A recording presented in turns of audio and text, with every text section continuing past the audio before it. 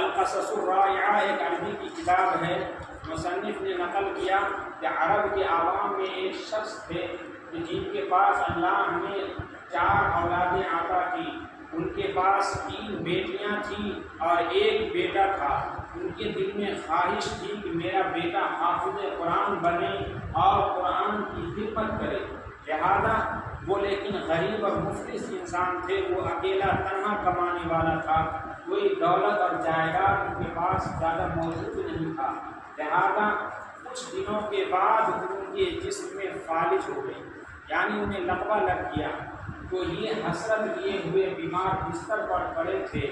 جب ان کا بیٹا جن کے اوپر ذمہ داری آ گئی، وہ ایک دن مزدوری کرنے کے لیے گیا اور اس نے مزدوری کر کے جب لایا تو وہ سوچنے لگا کہ اگر میں اپنے باپ کے ہاتھ میں دوں گا تو شاید کہ میرے باپ کا ہاتھ نیچے ہوگا اور میرا ہاتھ اوپر ہوگا، تو کہیں میرے باپ کو یہ بے ادبی نہ ہو جائے۔ تو اس ادب کے لحاظ کو رکھتے ہوئے اس نوجوان نے اپنے باپ کے سرہانے اس رقم کو رکھ دیا، اور جب وہ بیمار باپ کروٹ لیتے ہیں تو اپنی زوجہ سے دریافت کرتے ہیں کہ یہ رقم کہاں سے آیا، تو وہ کہنے لگی آج آپ کا بیٹا پہلی مرتبہ کہیں مزدوری کرنے گیا تھا، وہی مزدوری لا کر آپ کے سرہانے رکھ دیا۔ وہ باپ تھا جس کی حسرت یہ تھی کہ میرا بیٹا حافظ قرآن بنتا۔ وہ باپ اسی وقت ہاتھ اٹھا کر دعا کرنے لگا کہ یا اللہ، میں چاہتا تھا کہ میرا بیٹا حافظ قرآن بنے، لیکن میری علالت اور بیماری کی وجہ سے کم عمری میں اس کے اوپر یہ ذمہ داری آ گئی ہے۔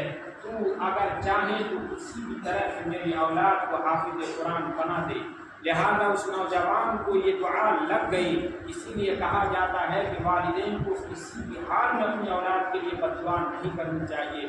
رسول اللہ صلی اللہ علیہ وسلم نے فرمایا کہ والدین کی دعا اپنی اولاد کے لیے ایسے قبول ہو جاتی ہے کہ وہ جیسے اس کا باپ اس کے لیے مستجاب الدعوات، یعنی اگر کوئی باپ اپنی اولاد کے لیے دعا کرتے تو وہ دعا رد نہیں ہوتی ہے۔ لہذا اس بچے کے لیے اس کے باپ کی دعا قبول ہو گئی، اور وہ دعا جب قبول ہوئی تو اس کے دل میں ایک حسرت اور داعیہ پیدا ہو گیا، اور وہ نوجوان اپنے مسجد کے امام سے منسلک ہوا اور اس نے معاہدہ کر لیا کہ ہم رات میں